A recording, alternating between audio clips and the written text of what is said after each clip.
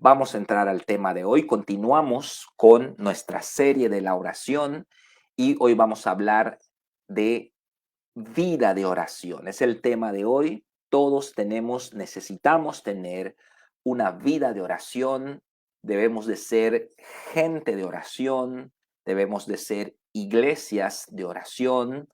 Todos nuestros eventos debemos de bañarlos de oración. Todas nuestras reuniones debemos orar siempre para que esté la presencia del Señor, la palabra del Señor. Antes de nuestra célula debemos orar. Antes de platicar con alguna persona debemos orar. Antes de evangelizar debemos orar.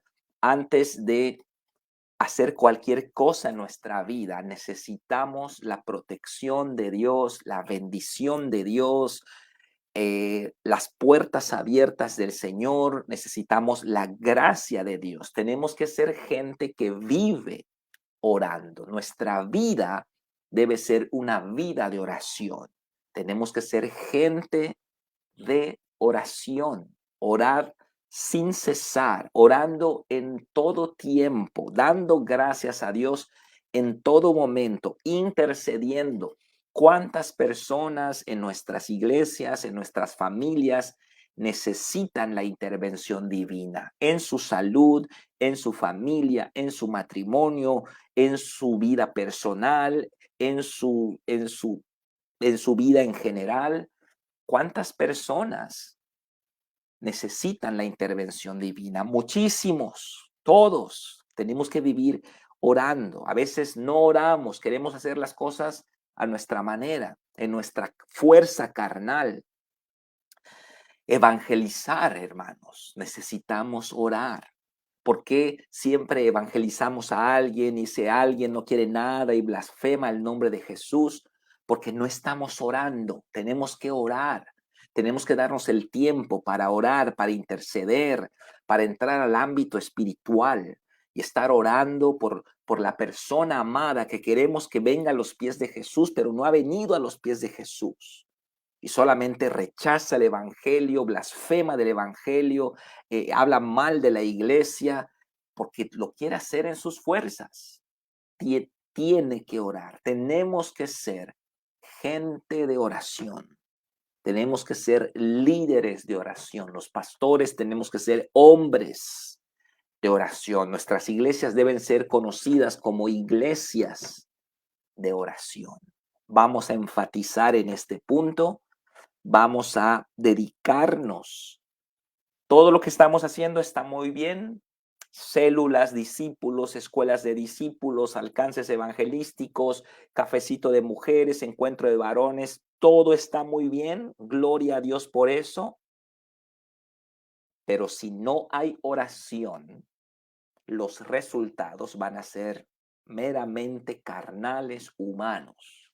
Tenemos que bañar todo lo que hacemos con oración, con oración. Necesitamos la intervención de Dios en nuestras vidas. Dios no diseñó la vida cristiana para que una vez salvados sigamos solos por nuestra cuenta. La salvación no es como una vacuna que nos la ponemos una vez y ya. Sin embargo, la mayoría de creyentes viven como si fuese de esa manera.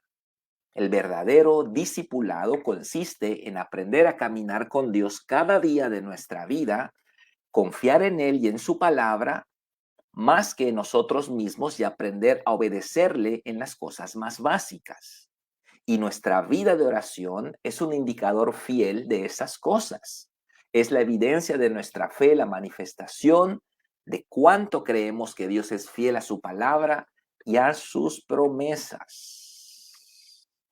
No, la vida cristiana no es como una vacuna que te la pones una vez y de ahí en adelante tú sigues adelante por tu propia cuenta. No, en la vida cristiana, claro, hay un punto de partida que es la salvación, el encuentro personal con Cristo. Ese es el punto de partida. Pero una vez salvados, no podemos seguir viviendo o no debemos seguir viviendo como vivíamos antes de Cristo, haciendo las cosas a nuestra manera, en nuestras fuerzas, según nuestro entender. No, una vez salvados, tenemos que entrar a un proceso llamado discipulado y ese proceso obviamente consiste en que vamos a aprender a confiar en Dios. No sabemos obedecer, no sabemos de humildad, no sabemos confiar. Toda nuestra vida vivimos mal. Llegamos a los pies de Cristo, gloria a Dios, Él nos salva, pero ahora tenemos que aprender a obedecer, tenemos que aprender a confiar, tenemos que aprender a ser humildes, a escuchar. Todo eso es el proceso del discipulado.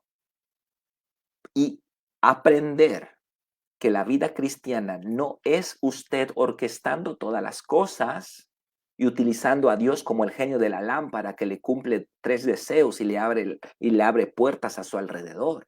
No, en la vida cristiana nosotros aprendemos a tomarnos de la mano de Dios, a confiar en Dios. No Dios va a alinearse a mí, soy yo el que tengo que alinearme a Él.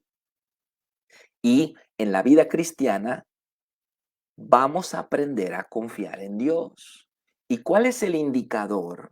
¿Cuál es el indicador de que yo he aprendido a confiar en Dios? Por un lado, la fe y la obediencia, pero por otro lado, la oración. La oración. Tenemos que aprender que la oración es un indicador de mi confianza en Dios. Entonces, los 4 primeros puntos nos hablan de la introducción. Según la introducción, ¿en qué consiste el verdadero discipulado? Acá lo dice, el verdadero discipulado consiste en aprender a caminar con Dios cada día de nuestra vida y confiar en Él y en su palabra. ¿Ok? Vamos a ponerlo así.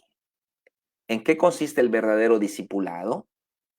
Consiste en aprender a caminar con Dios y confiar en Él y en su palabra.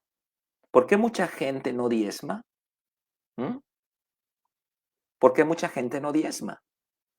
¿Cuál es la respuesta? No confían en Dios. No confían en la palabra de Dios. No creen que Dios les va a sostener. Para ellos Malaquías 3 no es verdadero. ¿Por qué? Porque lo están demostrando. Lo están demostrando. No están confiando. Ellos dicen, chispa, si doy este dinero, luego, ay, no lo voy a recuperar. Entonces, no están confiando, a pesar de que Dios les dice, pruébame, pruébenme en esto. No, no debemos probar a Dios, es pecado probar a Dios. No tentarás al Señor tu Dios. Sin embargo, parece ser que Dios hace una excepción y entonces Él dice, bueno, no me debes probar. Tú no eres nadie para probarme, pero te voy a dar permiso de que me pruebes en esto. ¿En qué? En tus diezmos. ¿Por qué? Porque si tú sacas cuentas, no te da, ¿verdad? No, es que si yo saco cuentas, con el 90%, si yo doy el 10%, con el 90% no voy a sacar la quincena. Entonces, ¿qué dice Dios? Pruébame, pruébame. Pero como no hay confianza, tampoco hay obediencia. ¿M? Entonces, la madurez, el discipulado, se manifiesta en el nivel de confianza, se manifiesta en el nivel de obediencia, se manifiesta en que ya no hacemos las cosas a nuestra manera, ya mi raciocinio, mi argumentación ha sido relegada a segundo plano, porque ahora la palabra de Dios tiene más autoridad en mí que mis propias argumentaciones racionales. La palabra de Dios está por encima de mi racionalidad. ¿No es lo que hizo Cristo en Getsemaní?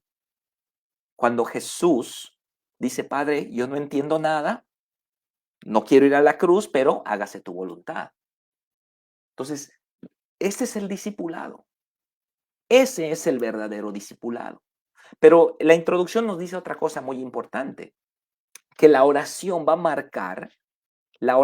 marcar el nivel que tenemos de confianza en Dios. Si Dios va a ser fiel a sus promesas o no. Entonces, aquí tenemos un problema. Si nuestra vida de oración es pobre, si nuestra vida de oración es raquítica, ¿qué estamos manifestando? Número uno, no hay fe. Número dos, no hay confianza. No hay confianza. Uno dice, ¿para qué oro? Si no va a pasar nada. ¿Para qué oro para comprar una casa? Si no tengo ni siquiera un crédito de Infonavit. Si no tengo ni siquiera un ingreso bancario. Entonces ya nos autodescalificamos porque al no ver la viabilidad del cumplimiento de una promesa, nos autodescalificamos y ya no oramos. ¿Qué es eso? Pues no tenemos fe en el Señor. El discipulado no se trata de convertirnos, dice el texto de abajo, en adeptos de una iglesia u organización, sino en fieles seguidores de Jesús, en que nuestra vida muestre verdaderos frutos de justicia agradables a Dios y a los hombres. Si el verdadero discipulado, hermanos, no es que nosotros vamos a ponerle a las ovejas un sello FDD y tienes que peinarte como el pastor Carlos y déjate tu candado. No, no queremos adeptos, no queremos prosélitos, no queremos feligreses, chilindrenescos, como la chilindrina adulaba allí a su papá, don Ramón. Papito, mi amor, lindo, mu, mu, mu. No queremos adeptos. ¿Qué estamos haciendo? Discípulos de Jesús. Discípulos de Jesús. Y que todos sigamos a Jesús. Nosotros debemos seguir a Jesús. Jesús es el maestro. Jesús es la autoridad máxima dentro de la iglesia. Eso es lo que queremos hacer. Según la introducción, dice el punto número 2. Según la introducción, ¿qué indica nuestra vida de oración? Acá dice, nuestra vida de oración es un indicador fiel de estas cosas. Es la evidencia de nuestra fe, la manifestación de cuánto creemos que Dios es fiel a su palabra y sus promesas. ¿Qué indica nuestra vida de oración? Va a indicar nuestra fe. Si de veras creemos que Dios es fiel a su palabra y a sus promesas. Ahí va. Nuestra vida de oración va a manifestar, va a indicar si tenemos fe. Porque si tenemos fe, vamos a orar. Una manifestación de fe es la oración insistente como la viuda. Si tenemos fe, vamos a orar. Si no tenemos fe, ¿para qué vamos a orar? Qué flojera orar. No. Vamos a llamarle a tu cuñado el rico que nos preste dinero. Vamos a pedirle al banco que nos saque de este atolladero. Entonces, no hay fe. Entonces, la vida de oración manifiesta si hay fe en Dios y si creemos que Él es fiel a sus promesas. La vida de oración va a surgir de un corazón de fe. No solamente creemos en Dios, porque en Dios también los demonios creen y tiemblan, sino la vida de oración viene cuando le creemos a Dios. Cuando usted le cree a Dios, entonces empieza una vida de oración. Fíjese qué importante. Fíjese qué importante indicador es la vida de oración. Entonces, acá yo creo que esto tiene que sacudirnos. El Espíritu Santo tiene que hablar a nuestro corazón. ¿Cómo está nuestra vida de oración? El punto 3 dice, Una vida de oración constante y persistente que indica confianza en Dios. Una vida de oración constante y persistente que nos está indicando que esa persona tiene una meta, tiene esa persona tiene una esperanza en Dios.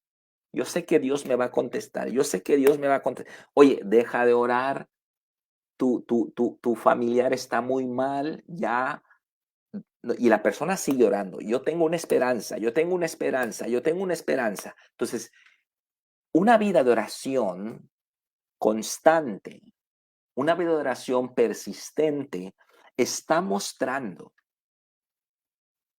está mostrando una confianza en Dios. Está buscando, no a los hombres, no a los bancos, no a los prestamistas, no a cualquiera, al diputado que me va a ayudar en este. No, está buscando al que todo lo puede y nada es imposible para él. Eso muestra una vida de oración, una vida de oración constante y persistente. Nos habla de confianza en Dios. Una vida de oración pobre e inconstante que nos indica una vida de oración pobre e inconstante nos está indicando que no hay fe.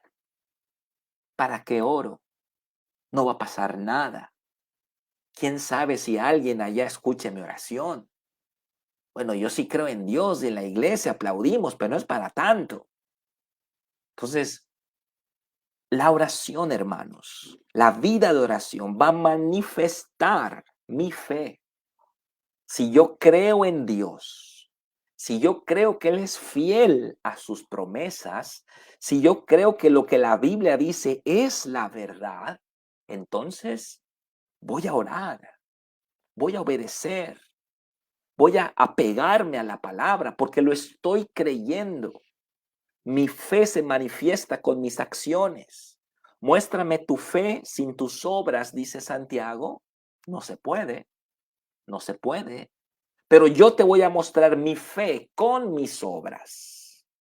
Porque aunque la salvación no es por obras, las obras sí son una manifestación de la fe correcta.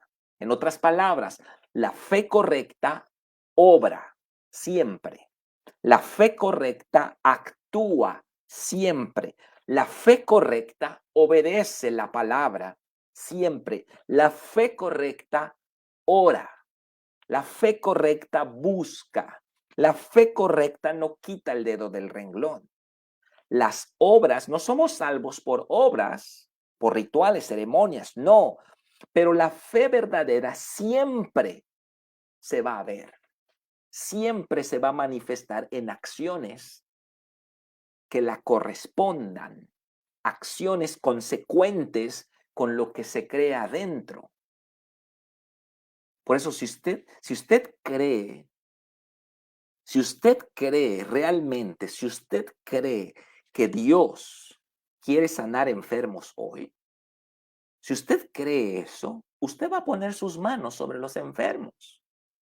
Pero si usted no lo cree, aunque lo tenga acá como un concepto teórico, usted no ora nunca por los enfermos, no tiene fe, no cree que eso pueda suceder. Entonces no lo hace, porque la oración siempre es un resultado de la fe que hay en el corazón. Ahora, si usted cree que Dios quiere sanar enfermos a través de usted, usted va a poner sus manos en los enfermos, aunque usted sabe que a lo mejor no van a sanar la primera vez, no van a sanar la segunda vez, y una que otras veces van a haber sanidades, otras veces no, pero usted sigue. No es que el problema sea Dios que quiera y no quiera a veces, no, el problema es usted, el problema soy yo. Nuestra fe es frágil, nuestra fe es débil, pero cada vez que lo hacemos, cada vez que oramos por un enfermo, nuestra fe crece, se fortalece, como dice Tonder Sondergaard. La fe es un músculo que solo crece cuando se usa. Entonces, la vida de oración, hermanos, siempre va a manifestar mi fe, lo que creo. Lo que creo va a ser manifiesto en mi vida de oración, tanto como lo es en la obediencia. La obediencia manifiesta la fe. Si hay fe, entonces hay obediencia. Si no hay obediencia, es porque no hay fe. Aunque usted cante hermoso, aunque usted diga que usted es la persona más enamorada de Jesús, si no hay obediencia, no hay evidencia de que usted le está creyendo a Dios. Puede creer en Dios, pero eso hasta los demonios, hasta cualquier persona que no sea cristiana cree en Dios. Pero solo es hasta que usted le cree a Dios, como hizo Abraham, es que se baja de la barca para caminar en las aguas de la obediencia y para orar como la viuda sin quitar el dedo del renglón. ¿Se da cuenta? ¿Se da cuenta de qué manifiesta su vida de oración? No viene en el tema, pero yo le pregunto, ¿cómo está su vida de oración? Después de toda la explicación que ya le di, usted sabrá. Y usted sabrá por qué hay mucha o poca manifestación del respaldo divino en su vida. No es asunto de Dios, es asunto suyo. Nuestra vida de oración refleja cuánto hemos aprendido a confiar en Dios, cuánto creemos que Dios es veraz y si es cumplidor de sus promesas. Cualquiera diría, oye pastor, pero qué tonto es pensar eso. Todos sabemos que Dios cumple sus promesas. Bueno, acá en la teoría, pero es una revelación en usted. Si realmente es una revelación en usted, entonces va a orar como la viuda. Va a orar como la viuda. Lea Santiago 5, 17 al 18 y responda. Vamos a ver Santiago 5, del 17 al 18. Perdón, ando un poquito malo de la garganta, estoy tomando un medicamento porque el fin de semana pasado se me cerró la garganta tremendamente, pero gracias a Dios ya estoy mejor. Y gracias a las oraciones de mi esposa, obviamente, y de ustedes, los que suelen orar por mí, aunque no sepan por lo que estemos pasando, gracias por los que oran por sus pastores siempre. Amén. Santiago 5, 17 al 18 dice, Elías era hombre sujeto a pasiones semejantes a las nuestras y oró fervientemente para que no lloviese y no llovió sobre la tierra por 3 años y 6 meses. Y otra vez oró y el cielo dio lluvia y la tierra produjo su fruto. Entonces veamos hermanos. ¿Cómo era el profeta Elías? Dice el inciso A. Bueno, dice que era un hombre sujeto a pasiones semejantes a las nuestras. Elías era temperamental, ¿sí? Se enojaba a veces, como usted, como yo. A veces Elías, bueno, era un poquito flojito, ¿no? A lo mejor. A lo mejor Elías era un poquito allá testarudo, a veces. A veces Elías no era muy cumplido en sus tareas de escuela de discípulos, no sabemos. O Elías de vez en cuando batallaba con su carácter. Bueno, Elías era un hombre sujeto a pasiones semejantes a las nuestras. ¿Qué significa esto? Que Elías no era un superhéroe. Elías no era un super iluminado. Elías no era un pseudo mesías, un alienígena que vino de una nave y que, wow, el hombre tremendo. No, Elías era como usted, era como yo, pero era un hombre de oración. Wow, esa es la diferencia. Eso es la diferencia. él estaba sujeto a las mismas pasiones que nosotros. Era tan falible como nosotros. Era una persona tan parecida a nosotros, temperamental, una persona que tenía sus deslices como nosotros, ideas, tentaciones, eh, eh, eh, su carácter. ¿Cuál era la diferencia? Era un hombre de oración. Esa es la diferencia. Se da cuenta que eso es toda la diferencia, porque no necesitamos grandes hombres santos de Dios, no. Necesitamos un gran Dios y hombres falibles que crean en el poder de la oración.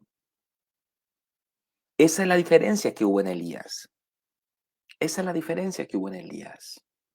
Entonces contestamos el inciso A como era el profeta Elías, igual que nosotros, igualito que nosotros. Pero ¿cómo oraba Elías? Wow, esa es la diferencia. Fervientemente, esa es la respuesta, fervientemente, como la viuda. Era una persona de oración. ¿Qué pasaba cuando Elías oraba? Dios respaldaba. Ahí está la diferencia. Elías no era mejor que usted. Elías, si a lo mejor si lo conocemos ahora, sería ya un cuate de la iglesia que a veces llega tarde, ¿no? A veces llega tarde a la iglesia, ¿no? A veces no entrega su tarea y reprobó fundamentos otra vez. ¡Oh! A lo mejor, a lo mejor. Pero era un hombre de oración. Esa es la diferencia. Seamos gente de oración como Elías. Y dice que él oró fervientemente y dijo, listo, ya no llueve. Y Dios respaldó. Porque Elías, ¿cómo va a ser, cómo un hombre va a hacer que no llueva? No se puede, tiene que ser Dios. Pero él oró y Dios respaldó. Y luego, pasados 3 años, dice, pues ahora que llueva otra vez. Y ¡bum! Cayó la lluvia. Ese es un hombre de oración. Seamos, seamos gente de oración, hermanos. Hombres y mujeres de oración. No se trata de ser una gran persona, se trata de tener un gran Dios. Los grandes hombres del Antiguo Testamento, muchos de ellos no fueron perfectos y tuvieron muchos errores, pero vieron la gloria de Dios porque eran hombres de ¿qué? Eran hombres de oración. Podemos ver lo mismo en la vida del profeta Daniel, cómo era la vida de oración de Daniel, vamos a verlo. Vamos a verlo en Daniel 6:10. Muchos de nosotros ya conocemos este versículo porque hace algunos años se nos dio un seminario del secreto de Daniel. El hermano eh, José Salas nos compartió, gloria a Dios, y fue tremendo ese seminario. Dice Daniel 6:10, cuando Daniel supo que el edicto había sido firmado, o sea, el edicto de no orar, ¿verdad? No orar a otro que no sea el emperador de eh, Media y Persia, ¿ok? Entró en su casa y abiertas las ventanas de su cámara que daban hacia Jerusalén, se arrodillaba 3 veces al día y oraba y daba gracias delante de su Dios como lo solía hacer antes, ¿ok? Entonces, aquí estamos viendo a un hombre de oración, un hombre que oraba 3 veces al día, no quitaba el dedo del renglón. Dice entonces, ¿cómo era la vida de oración de Daniel? Oraba 3 veces al día, de rodillas. Oraba de rodillas 3 veces al día. Oraba de rodillas 3 veces al día.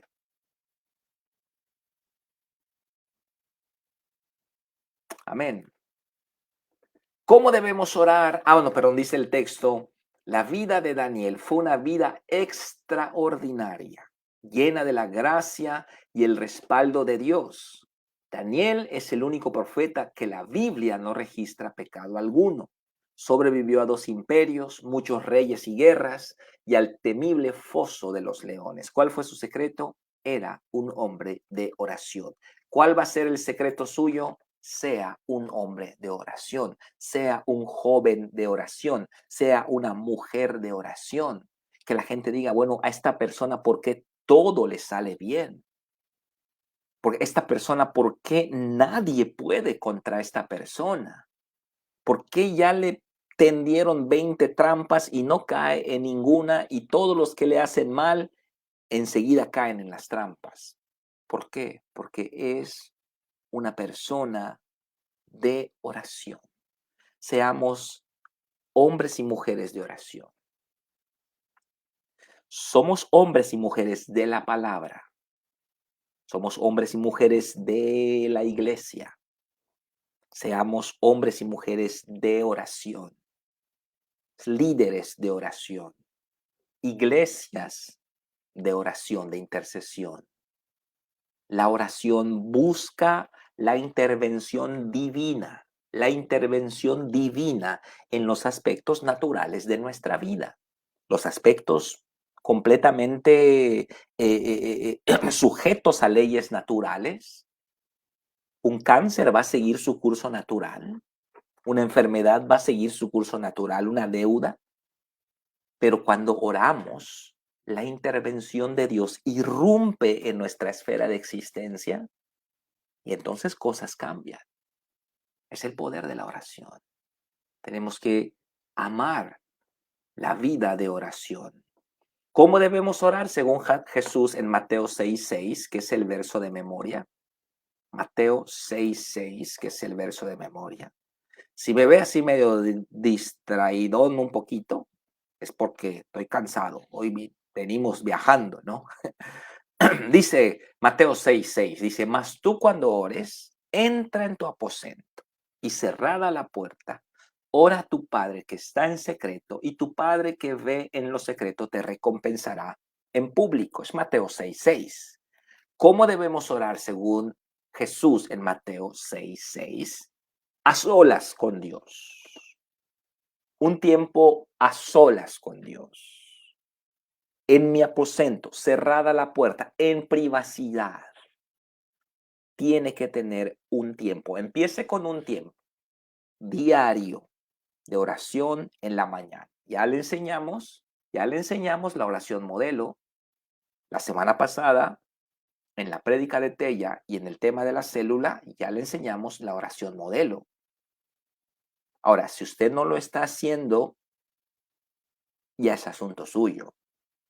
Ya le enseñamos la oración modelo. Empiece siempre en la mañana, orando la oración modelo, el Padre Nuestro.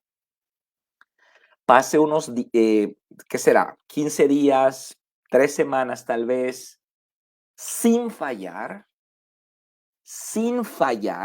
incluyendo domingos, porque a veces uno piensa, bueno, como domingo es el día del Señor, ese día no oro. Bueno, no, debe de orar también. Entonces, sin fallar, cuando usted termine la primera semana, sin fallar, ¿ok? Ya su mismo cuerpo le va a levantar y va a decir, ya, empieza, porque ya usted está programándose, usted ya está habituándose a un nuevo esquema. Somos seres de hábitos, somos seres rutinarios, ¿ok? Vamos a utilizar esa cualidad humana para lo positivo, no para lo negativo. Usted es un ser de hábitos, usted es un ser rutinario. Utilice esa cualidad humana a su favor, no en contra suya. Que se duerme a las 3 de la mañana, ya a las 2 todavía no puede dormir porque ya tiene el hábito, ya formó un mal hábito. Se duerme a las 3 de la mañana, ya tiene un mal hábito.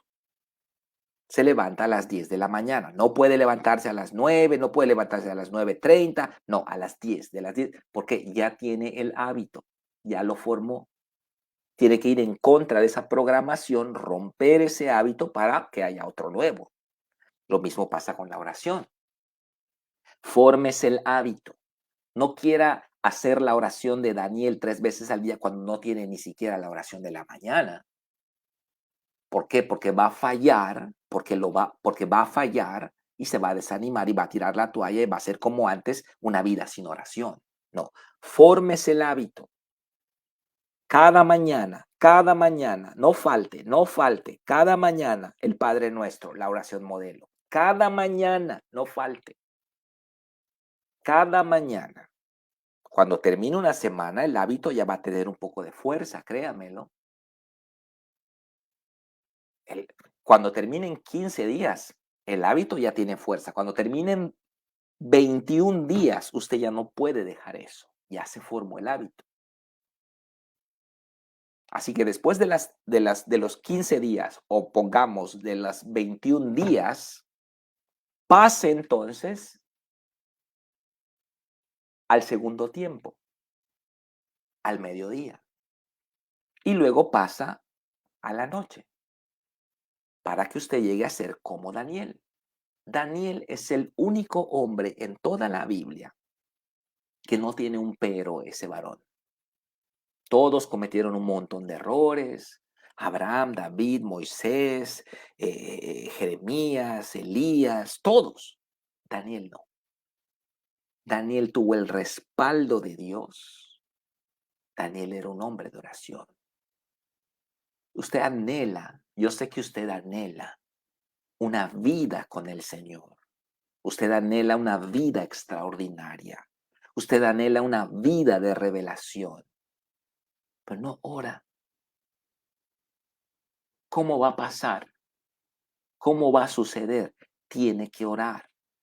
Tiene que pedirle eso al Señor.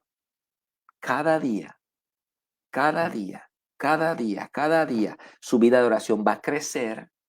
Su vida de oración se va a fortalecer. Y entonces usted va a entrar a nuevos niveles de oración. ¿Y qué va a pasar con el respaldo de Dios? Vamos a ver lo que dice el siguiente punto.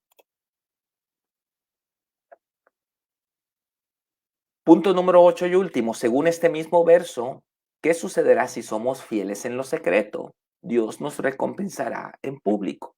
Eso va a suceder. Dios nos va a recompensar en público. Si nosotros hacemos las cosas bien, si somos fieles en lo secreto, Dios va a recompensar en público. Si las cosas bien no le están saliendo, si las cosas, perdón, no le están saliendo bien en lo público, ¿ok? ¿Qué significa? Pues que no está siendo fiel en lo secreto. En lo público no le va bien. Lo despiden de la empresa, sus números bajaron, todos hablan, no le está yendo bien en público. ¿Por qué?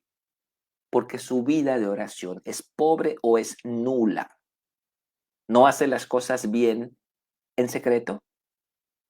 No espere respaldo público.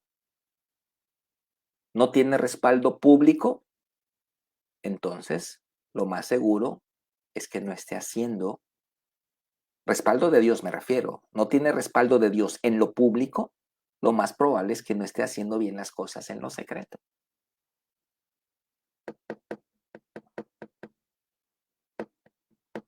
No hay de otra. Si no hace las cosas, si no es fiel en lo secreto, olvídese, olvídese de crecimiento, olvídese de llegar a hacer grandes cosas por el Señor. Hay que hacer las cosas bien en lo secreto. Si es fiel en lo secreto, Dios recompensa en lo público. ¿Dónde está el Señor? En lo secreto. ¿Cómo debe orar usted? En privado, a solas, con la puerta cerrada, en secreto. ¿Por qué? Porque ahí está Dios, su Padre que está en lo secreto. Te recompensará en público. Amén. Dios quiere intervenir favorablemente, dice la conclusión, en su vida, pero para que eso suceda, ojo acá, tiene que crecer en la fe, tiene que aprender a obedecer en todas las cosas que usted sabe que tiene que hacer y orar en todas las cosas que usted sabe que no puede hacer. Desarrolle una vida de oración como Daniel y Elías y goce del respaldo de Dios en su vida. ¿Qué es esto? ¿Cómo compaginamos la obediencia y la oración? Porque mucha gente no quiere hacer nada, pero quiere orar mucho. Entonces, quieren orar todo aquello, aún las cosas que ellos tienen que hacer. Usted no puede orar, Señor, lávame los dientes. Usted no puede orar, Señor, lávame los dientes. No, usted tiene que lavarse los dientes. No ore, Señor, lávame los dientes. No, usted tiene que lavarse los dientes. Padre, evangeliza a fulano. No, usted lo tiene que hacer. Hay cosas que nos atañen a nosotros y las cosas donde nosotros no tenemos alcance, ahí es donde oramos. Pues mucha gente no quiere hacer nada, pero quieren orar todo. No, no es así. No es así. Tenemos que entender que hay una parte. ¿Cuál es la parte que atañe a nosotros? La Biblia le llama mandamientos. Ahí está. ¿Qué son los mandamientos? ¿Qué son los mandamientos? Bueno, son aquellas cosas que Dios espera que usted haga y que yo haga. Por eso es un mandamiento. Perdonar, diezmar, congregarse, eso usted lo tiene que hacer. No ore por esas cosas, porque son cosas que usted tiene que hacer. Entonces, en todas las cosas que Dios espera que usted haga, usted hágalas. Usted hágalas. Y en todas aquellas cosas que usted no puede hacer, usted no puede liberar a nadie, usted no puede salvar a nadie, usted no puede sanar a nadie. Ahí es donde entra la oración. Ahí es donde entra la oración. Entonces, tiene que haber una coordinación de ambas partes en donde hay participación humana, hay voluntad humana, hay obediencia humana con base en los lineamientos que Dios establece, pero también hay una parte sobrenatural donde nosotros ya no podemos hacer nada. Ahí es donde entra la oración. Yo puedo predicarle el evangelio, esa es mi parte. Pero yo no puedo entrar a su corazón y cambiarlo. No puedo hacer eso. Ahí es donde yo tengo que orar. Yo puedo hacer mi parte en mi matrimonio, pero yo no puedo entrar al corazón de mi esposa y cambiarlo. Ahí es donde yo tengo que orar. Yo hago mi parte en los encuentros, hago mi parte. ¿Cuál es mi parte? Organizar el encuentro, preparar los videos, los materiales, hacer la logística, reuniones de planeación. Esa es mi parte. Pero no puedo liberar, no puedo sanar, no puedo hacer que alguien hable en lenguas, no lo puedo hacer. Esa es la parte de Dios. En todo lo que yo tengo que hacer, todo lo que yo tengo que hacer, todo eso lo hago. Y todo donde yo sé que no puedo hacer, oramos. Y eso es lo que dice el recuadro de la derecha. Con eso vamos a cerrar la enseñanza de hoy. Dice oración. Lutero solía decir, tengo tantas cosas que hacer que hoy pasaré el doble de tiempo orando. Y luego se ponía a trabajar tan fuerte como podía. Estas son las palabras de un hombre que había aprendido a colaborar con Dios en los asuntos más cotidianos de su vida. No actuamos con sabiduría cuando salimos corriendo de la casa para resolver nuestra vida en nuestras fuerzas, pero tampoco somos sabios cuando solo oramos y no hacemos nada más. No, la fe tiene dos dimensiones, una espiritual y otra práctica. La fe se pone el overol en todas las cosas que hay que hacer y ora en todas las cosas que no puede hacer. Esto se llama oración. Oramos y actuamos. No solo oramos y no solo actuamos. Hacemos ambas cosas. Jesús fue un hombre muy ocupado, Pero él sabía que el respaldo del Padre sobre su día dependía de ese momento a solas con él en la mañana. Luego se paraba y se ponía a trabajar. Mas tú cuando ores, entra en tu aposento y cerrada la puerta, ora a tu Padre que está en lo secreto, y tu Padre que ve en lo secreto te recompensará en público. Oración, oración. No solamente ore, también actúe. No solamente actúe, también ore. Haga ambas cosas. Empiece en la mañana. Jesús era un hombre muy ocupado, pero todo el respaldo que él necesitaba del día venía de ese tiempo a solas con el Padre en la mañana. Vamos a imitar a Jesús, hermanos, y vamos a hacer la obra de Dios. ¿Cuántos dicen amén? Amén. Muy bien, pues seguimos dándole fuerte a este tema. Vamos a empujar lo más que podamos para entrar a estos niveles fuertes de oración a los que no hemos llegado. Tenemos que profundizar, ¿ok? Así que vamos a estar orando mucho por el Congreso de Aniversario 1, 2 y 3 de diciembre. Queremos el manto del Señor, la gloria de Dios. Vamos a orar y vamos a orar por todas las necesidades que están ahí siempre en nuestra vida, que necesitamos la intervención de Dios. Vamos a orar entonces, hermanos. Padre, gracias te damos por esta palabra. La recibimos, pedimos que sea tu Santo Espíritu el que nos infunda aliento para ser hombres y mujeres de oración. Danos la gracia para orar como la viuda. Danos la gracia para llegar al nivel de Elías y de Daniel, hombres de oración. Elías era un hombre con las mismas pasiones y luchas que tenemos nosotros, pero era un hombre de oración. Y vemos el respaldo tan grande que tuviste en Daniel por ser un hombre de oración y por supuesto en la vida de Jesús, tu Hijo amado, que nunca, nunca se quedó sin tu respaldo, Padre. Bendecimos esta palabra y te pedimos que cada uno de nosotros nos convirtamos en un hombre o en una mujer de oración, Padre. Te lo pedimos todo en el poderoso nombre de tu Hijo Jesucristo. Amén y amén. Amén. Pues muchas gracias por haber estado conmigo en este estudio, esta hora de estudio. Les mando un abrazo fuerte. Viene noviembre tremendo, luego viene diciembre más tremendo. Así que, wow, vamos a estar unidos, vamos a estar orando, vamos a estar chambeando juntos. Un abrazo fuerte a todos y muchas bendiciones. Buenas noches.